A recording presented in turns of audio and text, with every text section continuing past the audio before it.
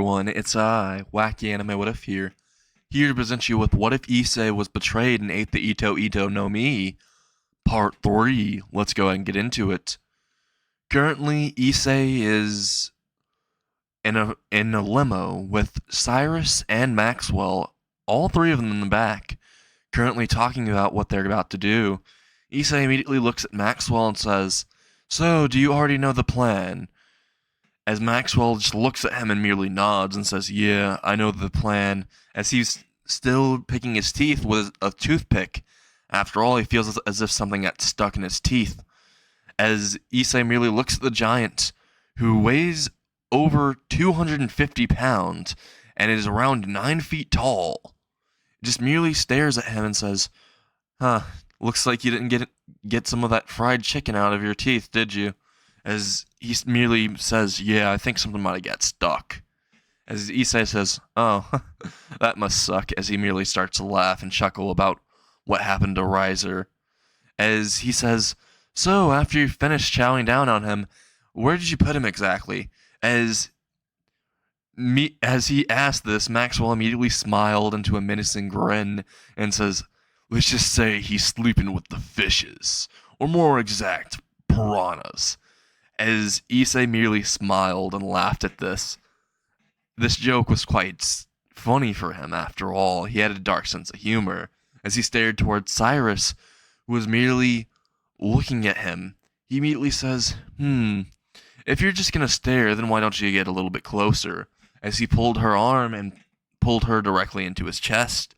As she was pulled into his chest, she immediately looked upwards to see Issei smiling down at her, as he put his left hand on her head and started to rub her head as if she was a cat, and believe it or not, she started to purr a little bit, as Issei whispered into her ear, "Who's been my good little kitty?" As he says this, she starts to blush intensely and just shoves her face into his chest, but then after a few minutes realizes there's a question she wanted to ask, as she looked up and said, "So, exactly why did you buy that one area? There's many other areas you could put your shops at, you know." As Issei merely looks at her and says, "Yes, I know, but honestly, there's many reasons to buy it. Many that I might not tell you currently, but I'll tell you later on, my beautiful kitten." As he says this and stares into her eyes, and she stares at him, at his glasses, and merely asks one question: "What are you planning exactly? You only told us some details of it. We'll follow it regardless, you know that." As Issei merely stares at her and says, "Yes, I know you will. And that's very appreciated, but I wouldn't want to spoil the surprise, now would I?" As he whispers this into her ear, and she merely nods and looks away from him, very embarrassed. As the limo finally stops, and as it does, Issei merely looks out the window at the one place he always hated, Kyo High. He's hated it ever since that day that he was abandoned and everything was taken from him. His own arm, his limb, his pride, everything, his family. He had nothing. As he gets out of the limo and tells them to get out as well. As Cyrus went out directly behind him, and so did Maxwell. They were both across from him as he started to walk towards the front gates of Kyo as the limo drove off. As Issei made it to the front gates, he immediately said in his head, "Time to make my entrance," as he kicked the front gates wide open and they blew off the hinges. As it did, Issei merely walked over the gates, which are now on the ground. So did Maxwell and Cyrus, as Cyrus was holding on to Issei's left side, as Issei was walking in, just staring at the people who were still outside of Kyo High, staring at him, as he said, "Nothing to see here. Just mind your own business and no one gets hurt." He says out loud, with a smile on his face and a glint in his glasses, as all of a sudden, Motohama appears and says, "Who the fuck are you? This is Kyo High. I don't think you get it." We're one of the top schools. As he starts to say all of this, and Issei merely stares at Motohama and says, "Oh yeah, you are one of the top schools in the district, but I implore you to stand down, little chihuahua. After all, your bark is going to be a lot more annoying than your little ass bite. So why don't you stand aside and look pretty?" he says, as Motohama gets more furious and his face is scrunched up in anger as he stares towards him, and Issei merely says, "After all, that's what you usually do. Why don't you just step out of the way before I ruin your entire life like how mine was ruined here?" As he said this, Motohama says, "What do you mean?" As Issei just stares at him with a smile and says, "Oh, I think you know." As Motohama starts to piece everything together and pieces up this stranger's face into a person that he knew before, and he said, "Wait, you're Issei?" As he starts to laugh and says, "Did you come back for round two?" As everyone starts to laugh at him, and Issei merely walks towards Motohama before being in front of him, and as Motohama puts his face towards Issei and says, "What are you gonna do, huh? I whooped your ass before, and I'll whoop your ass again." As he says this in a condescending tone, Issei merely says, "You're such a waste of my time. Maxwell, why don't you take care of the trash?" As he says, "Who's Maxwell? Is that your boyfriend?" As he says this, he fails to notice directly behind him now is a looming figure of 9 feet tall and 250 pounds of pure muscle staring down at him, as everyone immediately stops laughing as they see this behemoth of a man over Motohama. As Motohama looks behind him, finally seeing that they're looking behind him, as he does, he sees this giant fist heading towards his skull. As it reached towards his left cheek and hit him, all of a sudden, an entire gust of wind just flows out through the crowd as Motohama is flown 5 feet away from Kyo High, going directly out of where the broken gates are. As he was directly out of the gates, he ended up hitting his back and the back of his neck and flipping overwards and absolutely just flipping all across the ground and being slid across it. As he was, Issei immediately says, "You can go ahead and continue," as Maxwell just disappeared in front of everyone's eyes and was right above Motohama as he lifted up his giant foot and kicked it downwards towards Motohama's stomach as Motohama coughed up blood, and there was literally a crater forming under him and cracks were forming into the concrete as he kept on stomping him in the stomach over and over before finally lifting him up towards his face and says, "No one makes fun of the boss. No one," he screams in his face as he throws him directly back into Kyo High as he skids across the ground, landing directly in front of the building as Issei walks in front of the down body of Motohama before kicking him in the face and saying, "You really shouldn't have messed with me. None of you should have." As he walks through and kicks open the door and walks directly into the principal's office as people were staring at him, some giving him dirty looks as he gave a dirty look right back at them, and even got Maxwell to actually personally give them a lesson in fear. And let's just say, afterwards, they'd never get out of the hospital ever again. As Issei walked into the principal's office and kicked it open and merely said, "Hey, old man," as the principal stared into Issei's eyes and said, "Who are you?" As Issei just rushed at him, grabbed him by the collar, and lifted him forward in front of him, directly in front of his face, as Issei was angry and had a vein popping out, and says, "I thought I told you after I bought this place that the school's closed down and that we're making a new flamingo thread shop here.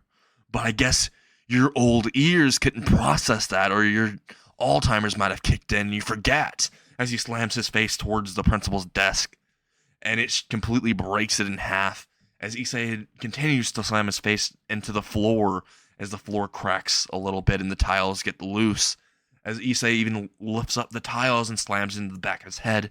And he says, "So, old man, why are there still kids here? Why is the school still operating? And why did you refuse to let my construction people through?" As he said, "It's because of Sir Zex." As Issei says, "Oh, you mean the devils, huh? So they're stopping my business merely because they still think this is their territory. But they're about to learn it's not." As he kicks him in the back, and the old man stares at him. The old man principal just stares at him and says, "Please show mercy." As he says this out loud, Issei says, "Did the school show mercy to me when I was being jumped, beaten, berated, and abandoned by my own family? You know what the school did? The school expelled me afterwards for something I didn't do. So ask this. Does it look like I'm going to show you some mercy?" He says with an evil glint in his glasses and in his eyes. Not that the principal could see it, but it absolutely terrified him more. He couldn't see his eyes as he tried to stare deeper into them, but only got his face carved into the floor as compensation for that. As Issei merely lifts him by the back of his collar and throws him out of the principal's office, hitting his face against the locker. As Issei walked out of the principal's office, grabbed his face, which was indented into a locker, and merely threw him out of the building entirely through the window that was nearby. As the principal ended up hitting to the ground, he died on impact. As Issei merely ended up saying, "Hey, Cyrus," as Cyrus appeared beside him and said, "Yes." He said, "You hacked all the animatronics and made sure none of this would get out to the media, right?" As Cyrus said, "Yes, nothing will get out to the media, and I made sure that no one will be around this area. And all of our employees and the darker ends of the business are there." As he says, "Nice work, darling," he said, as he merely gives her a peck on the cheek before walking away. As she starts to rub her cheek and walk away, knowing her part of the plan. As Issei walks towards the ORC room with quite a bit of confidence in each step he makes, as he left the building and went to the ORC side, as some people were even following him, but he merely made it to where they'd be left into a hospital. A few of them were hung by trees, and one person was even wedgied and put on the flagpole. As Issei walked towards the ORC and went into the front of the door, after entering the building and is in the front of the door of the ORC room, he immediately kicks open the door. As he does, Kiba on the inside immediately summons out one of his blades from his blade rebirth and rushes towards Issei at speeds of which most people wouldn't think he could go, as he appeared directly beside Issei with a blade directly towards his throat. But Issei merely said, "I suggest you keep that blade away from my neck before you find it directly under yours." As he said this, Kiba said, "Who are you, what do you want, and who sent you?" As he tried to act all tough, but Issei wasn't even fazed, not a single tremble in his body, as he merely looked at him, and even for a split instance, wanted to facepalm himself. As he says, "You know, you should probably point the sword away from yourself." As Kiba said, "What do you mean?" As everyone else was looking in horror. As Issei said, "You don't even know what your hands are doing now, do you?" As he looks downwards to see that his blade is no longer pointing towards Issei's neck, but is pointing towards his own, as it's getting closer and actually being pressed up against his neck and causing some blood to go down his neck as a cut forms. As Issei merely walks more into the room with more vigor, as he stares towards Rias and says, "Guess what, bitch, I'm back." As he screams this towards her, he immediately says, "And I'm better than ever." As he says this, wires end up forming out of his body and going directly around the room and piercing directly into Kiba, all around his body. And he said, "And I have some more puppets now." As he moves Kiba directly towards Rias and makes him swing at her, and Kiba was feeling pain in every time that he tried to do it, as he rushed at her and tried to slice directly at her neck. But Rias barely dodged in time as she dodged to the left, only for Kiba to literally cut off her left hand. As Rias' left hand was cut off, Issei merely laughed and walked closer towards Rias, who fell out of her chair as she wasn't expecting this attack all of a sudden. As Konako tried to appear behind Issei to punch him, but as soon as the punch went directly into his stomach, surprisingly, because Issei didn't dodge, all of a sudden, Issei flew back a little bit, and he started to hold his stomach and says, "Oh, the pain, it hurts," as he started to have one of his hands over his eyes, as he was on the ground, seemingly coughing, as Konako merely had a smirk on her face, and started to walk closer, as did Rias, even though her hand was cut off. She immediately picked up her hand and asked Asuya to heal her, which she did, as her hand was reattached, and they were looking at Issei, who was now on the ground, kneeling before them, having one hand over his face and another holding his injury. As Konako gets closer towards him, all of a sudden, the wails of what they assumed was crying turned into laughter, as he starts to laugh insanely, and his smile gets bigger, and his hand is removed to show that, yes, there are little signs of tears in his eyes, but they're not from pain. No, they're from laughter, as Issei merely moves his hand where the injury was supposed to be, and all you can see is wires. That's all you could see, was just wires around it, and it was just a hole that just healed itself. Literally just healed itself, as Issei said, "I'm not even actually here. Before the Issei that's standing in front of them just unravels itself, and Rias hears something directly behind her, right here, the entire time, as Issei is directly behind Rias and Asuya, as he grabs Asuya by the face and squeezes as hard as possible, crushing her skull, before kicking Rias directly into the stomach, causing her to cough up blood and actual saliva all over the floor, as Issei merely uses one of his hands, which was covered in Asuya's blood from crushing her skull.